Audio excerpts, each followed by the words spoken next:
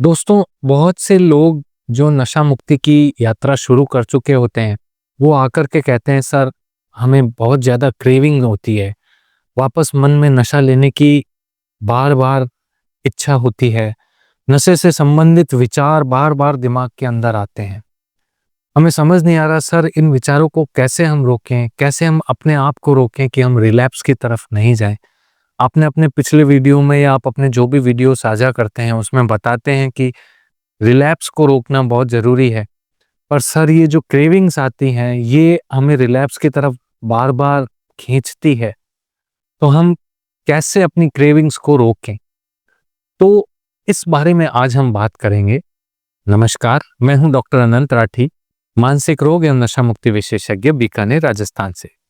आज हम बात करेंगे दोस्तों एडिक्शन से रिकवरी के सबसे कठिन हिस्से पर, और वो हिस्सा है क्रेविंग्स। यानी नशा छोड़ने के बाद भी अचानक से मन में बहुत तेज इच्छा होना कि मैं फिर से नशा ले लूं, और कई बार इंसान इस इच्छा को रोक नहीं पाता और जाकर के नशा ले लेता है, यानी रिलैप्स हो जाता है। तो दोस्तों ये क्रेविंग्स आखिर आती ही क्यों है, और अगर आ रही है तो इन्हें कैसे रोका जाए ताकि हम रिलैप्स से बच पाए। तो आइए समझते हैं दोस्तों कि क्रेविंग क्यों आती है, वापस नशा लेने की इच्छा क्यों आती है। दोस्तों जो नशा होता है वो हमारे दिमाग के रिवार्ड सिस्टम को प्रभावित करता है। रिवार्ड सिस्टम मतलब वह दिमाग का सिस्टम जिससे उस व्यक्ति को हैप्पीनेस यानी खुशी महसूस हो, या सेल्फ सेटिस्फेक्शन यानी आत्मसंतुष्टि महसूस हो। ये जो हैप्पीनेस या सेल्फ सेटिस्फेक्शन जो महसूस होता है दोस्तों, वो हमारे ब्रेन में एक न्यूरोकेमिकल होता है जिसका नाम होता है डोपामिन।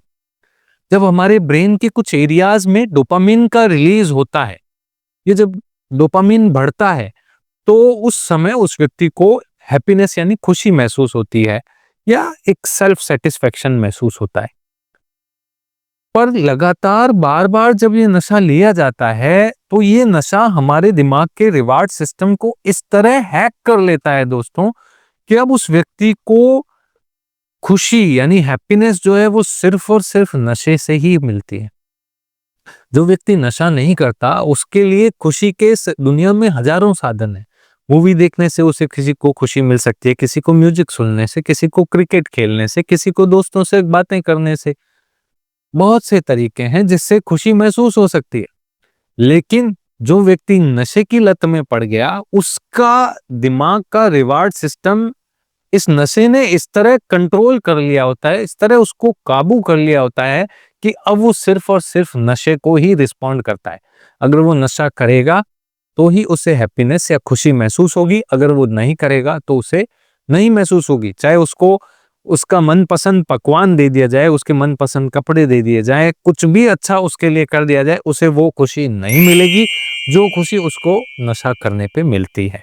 तो इस तरह जब ये नशा उस व्यक्ति के दिमाग के रिवार्ड सिस्टम को हैक कर लेता है, तो वह व्यक्ति किसी भी तरीके से, किसी भी अन्य तरीके से खुशी महसूस कर ही नहीं पाता, या सेटिस्फेक्शन महसूस नहीं कर पाता। चाहे वो नशा छोड़ रहा है, पर नशा छोड़ देने की खुशी भी वो खुद को नहीं महसूस कर पा रहा, या खुद सेटिस्फाई नहीं हो पा रहा कि मैं नशा छोड़ रहा हूँ, ये मैं बहुत अच्छा काम कर रहा हूँ। तो उस दिमाग जो है, हमारा ब्रेन जो है वो प्लेजर की डिमांड करता है, हमारा मन जो है वो खुश रहना चाहता है। और खुशी का साधन नशे ने कुछ इस तरह दिमाग में कर दिया है कि सिर्फ और सिर्फ दिमाग को याद एक ही चीज आती है कि अगर खुशी चाहिए तो नशा कीजिए।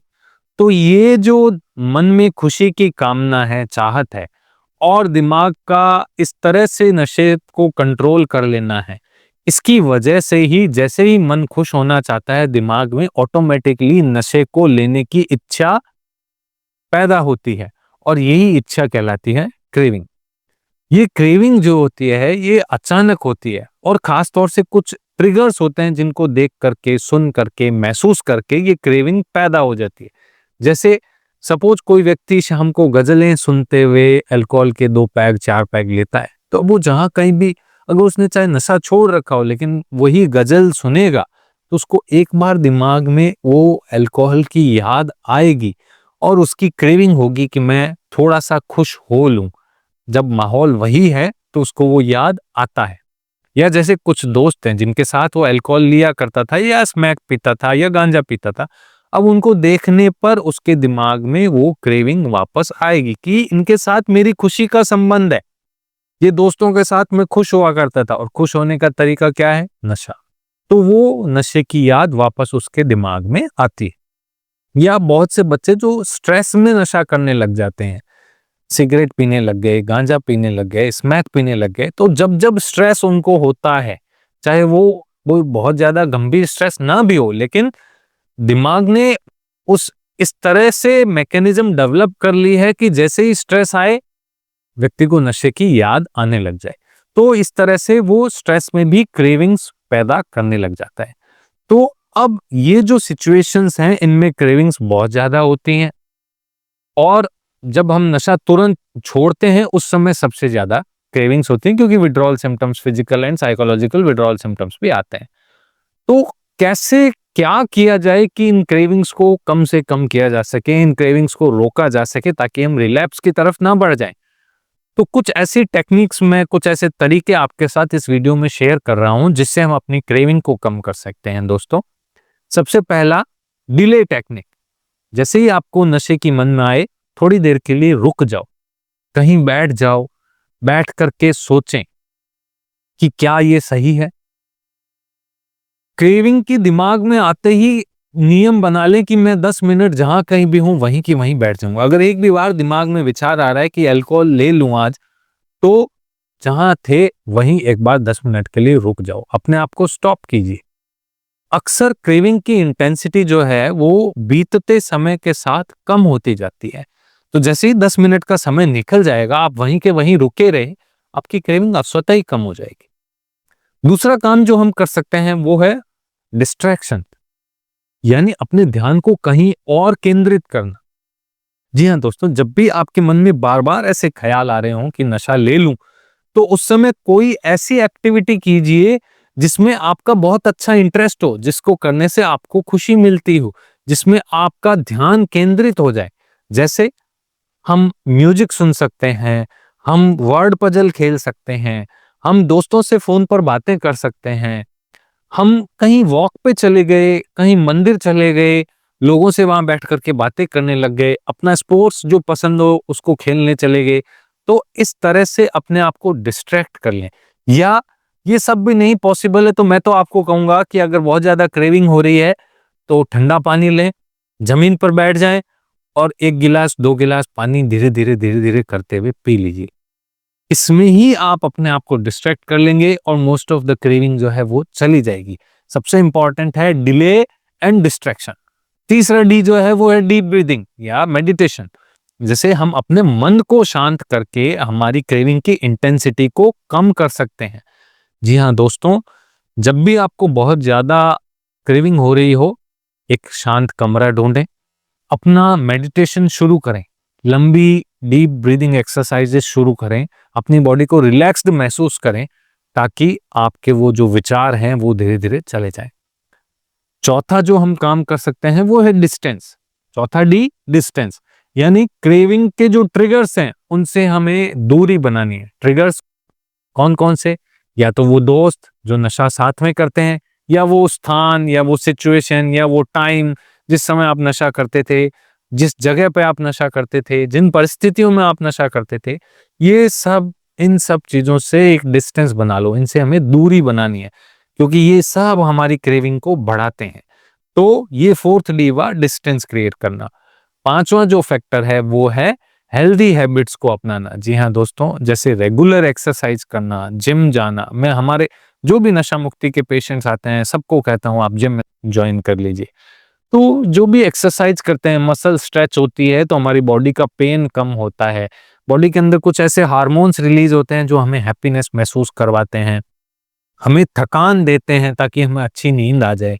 इसके अलावा जो एक बैलेंस्ड डाइट लेना जिससे हमारा पेट सही रहे, और हमारी अच्छी डाइट से हमारा जो है दिमाग में कुछ पॉजिटिव केमिकल्स बने हैं। जी हाँ दोस्तों, जैसा हम खाते हैं वैसे ही हमारे दिमाग में विचार आते हैं।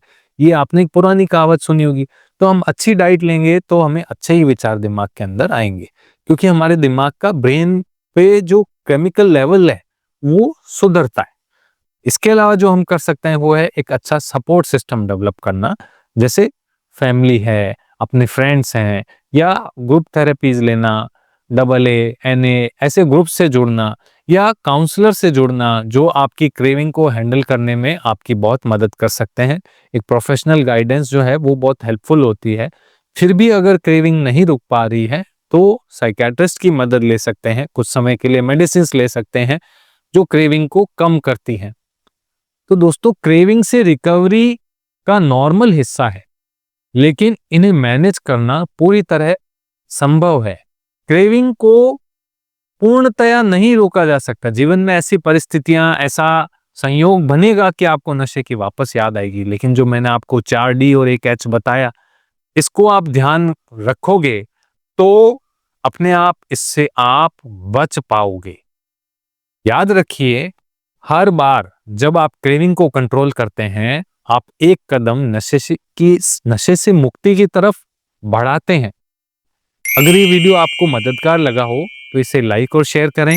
मेरे चैनल को सब्सक्राइब करें ताकि मानसिक स्वास्थ्य और नशा मुक्ति से जुड़े और भी वीडियो आप तक समय समय पर पहुंचते रहें। धन्यवाद। याद रखिए, नशे से मुक्ति मुमकिन है। जय हिंद, जय भारत।